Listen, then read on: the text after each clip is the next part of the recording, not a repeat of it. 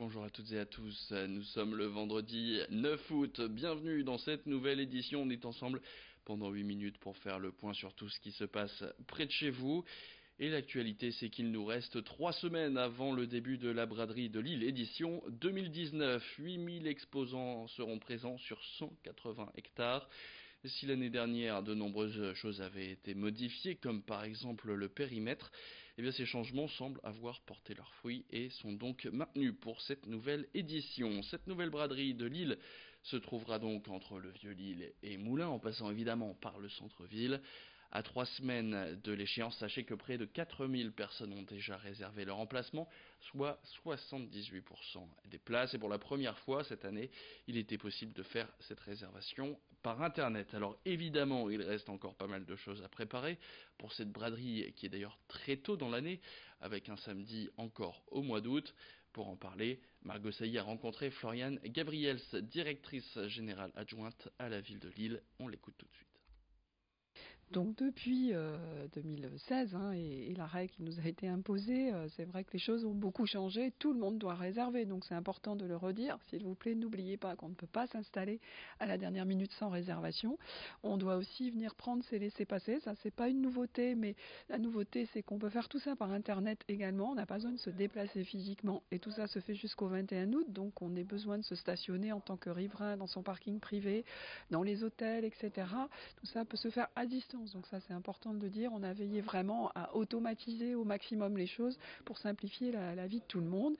Et je dirais que dans les nouveautés, ce qu'on essaie chaque année, c'est d'avoir une programmation d'animation la plus agréable possible et d'avoir également nos gros équipements culturels ouverts. L'actualité, on parle de cet astéroïde qui va passer presque près de la Terre, soit à 5 millions de kilomètres. Pas de panique donc, puisque 2006 QQ23, son petit nom, ne représente pas une menace. Ce phénomène est pourtant largement relayé alors que l'événement est plus courant qu'on ne le croit. Il y a une demi-douzaine d'astéroïdes qui passent à cette distance de la Terre chaque année. Il est beaucoup plus rare par contre qu'un astéroïde de cette taille pénètre dans l'atmosphère terrestre. Ces débris rocheux peuvent quand même faire des dégâts, comme par exemple en Sibérie, c'était en 1908. Alors si vous voulez voir le passage de 2006 QQ23, eh bien il va falloir vous équiper. Ce débris rocheux ne sera pas visible à l'œil nu et son passage est réservé aux astronomes bien équipés. André Amossé, chargé de médiation scientifique au Forum départemental des sciences de Villeneuve-d'Ascq, nous éclaire sur la nécessité d'observer ces fameux astéroïdes. C'est dans cette interview signée Idil Gunay. Les astronomes professionnels et aussi amateurs découvrent encore régulièrement des astéroïdes nouveaux. Alors ce qu'il y a, c'est que les plus gros et donc les plus faciles à détecter, les plus brillants ont déjà été répertoriés depuis longtemps. On les suit et on connaît leur trajectoire précisément.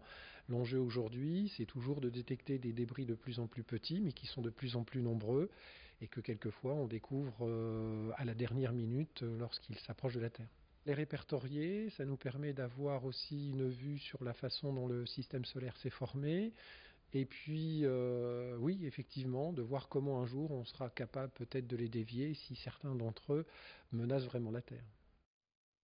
On passe maintenant à cette idée sortie pour découvrir ou redécouvrir les carillons, ce patrimoine musical très présent par chez nous. Pour sa 19e édition, le Festival du Carillon en Flandre revient dans le Dunkerquois avec, comme chaque année, des visites de beffroi qui abritent souvent ses instruments géants et ses nombreuses cloches, mais aussi et surtout des concerts à chaque jour, sa musique. 11 carillonneurs seront présents pour l'événement qui dure du jeudi 15 août au samedi 7 septembre prochain. Des concerts qui seront donnés notamment dans le Dunkerquois puisqu'on compte 7 carillons entre Bailleul, Bergues ou encore Capelle-la-Grande. 7, eh bien c'est la moitié des carillons présents dans le département du Nord. Alors les dates et les lieux des concerts sont à retrouver sur le site internet carillondeflandre.fr. Présentation de cette 19e édition du Festival du Carillon en Flandre. C'est au micro de Louis Caillé.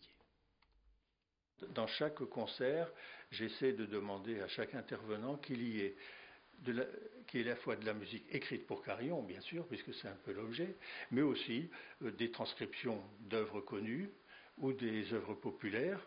Tout à l'heure, on entendait une œuvre de Brassens ou de...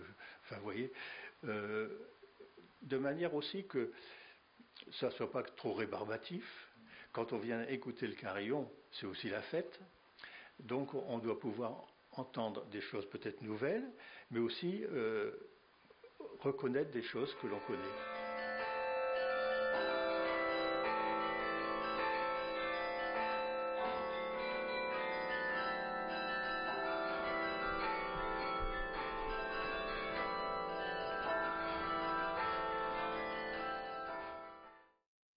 Allez, ce soir, c'est le week-end pour ceux qui ne sont pas ou plus en vacances, week-end où il ne fera pas forcément grand soleil. Mais qu'importe, si on se faisait quand même un barbecue où l'appareil est devenu un moment de convivialité à partager en famille ou entre amis. Star de l'été, il y a même aujourd'hui des enseignes spécialisées à l'image d'Esprit Barbecue. Chaque samedi de l'année, ils proposent des idées de recettes et des animations avec un chef pour apprendre à cuisiner une entrée, un plat ou même des desserts sucrés comme des brownies ou une tarte aux fruits de saison. Le barbecue aujourd'hui, ce n'est plus qu'un grill à saucisse, c'est un four dans le jardin. On peut même faire des recettes comme du porc effiloché qui cuit pendant 10 heures. Margot Sailly s'est rendue dans ce magasin Esprit Barbecue. La cuisson au barbecue ne va pas se limiter seulement à des grillades, de la viande, des merguez, etc.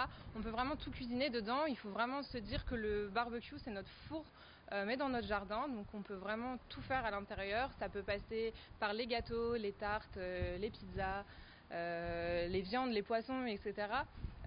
On peut également faire des desserts du coup, c'est ce qu'on fait aujourd'hui. On a décidé de faire du coup une tarte sucrée avec des amandes, de l'ananas, de l'abricot, des nectarines, des pêches. Et ça prend à peu près 10-15 minutes en temps de préparation et pareil en temps de cuisson, à peu près 10-15 minutes. Il faut juste que notre four, en l'occurrence notre barbecue, soit aux alentours de 250-300 degrés pour avoir une cuisson comme dans un four à la maison. Bon appétit bien sûr. Les prévisions de Bison Futé pour ce week-end avant de se quitter. Dans le sens des départs, attention, aujourd'hui Bison Futé classe tout le pays en orange. Samedi, le pays est rouge et même noir en Auvergne-Rhône-Alpes et l'arc méditerranéen. Du côté des retours, c'est vert aujourd'hui et dimanche et ce sera orange demain dans tout le pays. C'est la fin de cette édition. Merci à toutes et à tous de l'avoir suivi. Tout de suite la météo.